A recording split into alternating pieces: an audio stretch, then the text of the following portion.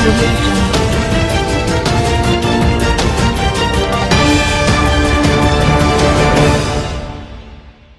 अस्सलामुअलैकुम, आप देख रहे हैं के news HD।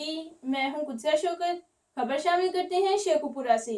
District police officer गाजी मोहम्मद सलाहुद्दीन ने सफदराबाद की आवाम के मुतालबे और इंसाफ के बरवक्त बिला इम्तियाज और बगैर किसी सिफारिश के मेडिको लीगल सर्टिफिकेट जारी करने के लिए तहसील हेडक्वार्टर हॉस्पिटल सफदराबाद में पुलिस खिदमत काउंटर का इफ्तिताह किया।